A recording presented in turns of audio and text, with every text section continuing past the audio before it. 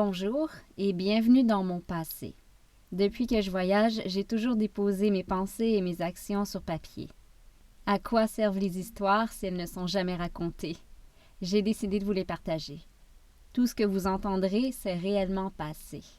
J'ouvre ici mes journaux de bord, les courriels envoyés à mes amis, à mes amoureux, à ma famille. Je vous ouvre les tiroirs qui contiennent les aventures de V.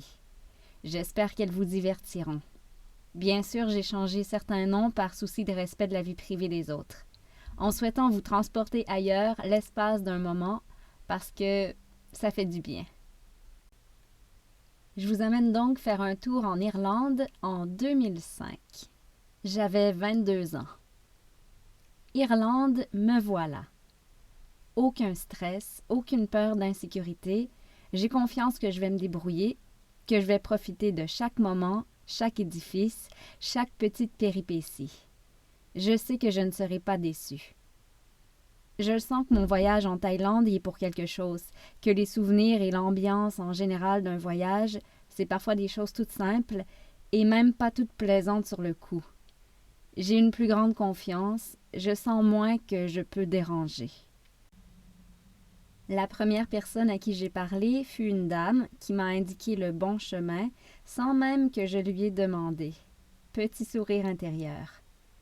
Je me sens moins mal ici d'être une touriste que j'ai pu l'être en Asie ou au Nicaragua, car je sais que ceux qui nous reçoivent peuvent eux aussi se permettre de voyager. Mon hôtel, une chambre à 4, 2 lits superposés, est au centre-ville. Il y a du monde, comme à Montréal, dans les rues, ces rues boutiques et restos qui s'alignent. Juste à faire 3 pas de côté et sortir du centre pour se retrouver seul de touristes. Alors, ça ne change pas, les touristes sont tous les mêmes. On reste au centre avec les touristes et les fast-foods et on a vu du blanc. Je crois que ce n'est pas un mythe. Beaucoup d'Irlandais sont roux. Ou bien blond-brun, mais avec le teint de roux et les taches de rousseur. Pas tous, bien sûr. Encore des Asiatiques. Beaucoup de jeunes ont un style grunge gothique, si je peux dire ainsi. Mais la capitale n'est peut-être pas le reflet du reste de l'île. Jour 2. 25 € pour rester cette nuit. Hier, c'était 19. Et je me suis rajouté une petite note par la suite, comme quoi ce serait illégal qu'ils n'avaient pas le droit d'augmenter les prix. Mais c'est parce que U2 est en ville et c'est full partout. J'ai marché toute la journée. Musée de la brasserie Guinness, avec une bière en cadeau à la fin.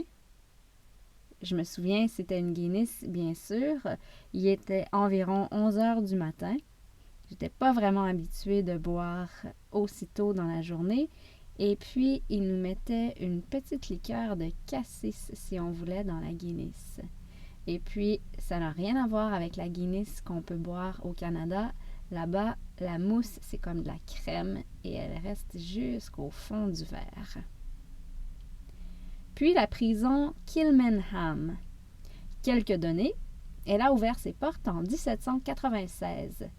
Des groupes de musique enregistrent maintenant leurs disques dans cette ancienne prison. Les films Michael Collins et The Italian Job ont été tournés là. 50% des prisonniers étaient des femmes. Ce serait la seule prison au monde à avoir eu un tel pourcentage. Cela s'explique du fait du taux élevé de pauvreté et aussi on volait pour pouvoir manger. Parenthèse, j'entends le show de U2 de ma chambre. Même si je vais y mettre mon nez, je suis sûre de ne rien voir. Ils ont dû s'arranger pour ça, car si ce que j'ai entendu est vrai, les billets se vendaient jusqu'à entre 200 et 400 €. Donc 400 à 600 $ canadiens à l'époque. Même les enfants pouvaient aller en prison, des mois et même des années pour de simples vols de nourriture, par exemple. Les prisonniers étaient parfois déportés en Australie. Alors même des enfants. Comme un garçon qui fut déporté et resta des mois en prison, si ce n'est des années, pour avoir volé une cuillère. Aussi, des exécutions se faisaient dans cette prison.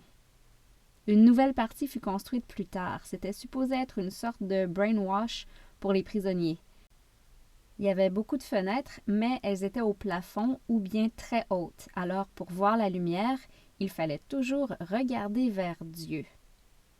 Il y a des trous dans les cellules et des tapis pour que les gardes y marchent sans faire de bruit.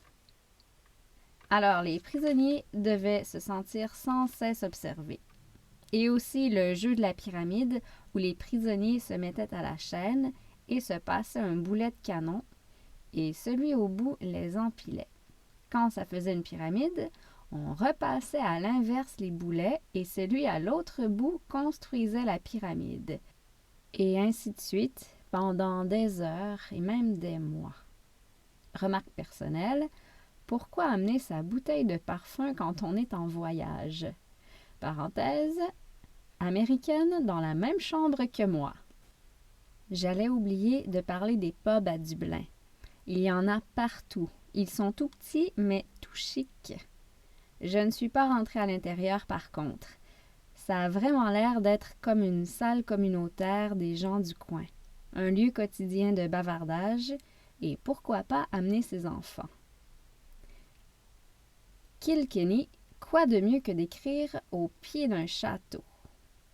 Ville touristique, oui, mais charmante petite ville médiévale avec ses petites rues, encore ses pubs, ses remparts autour du château.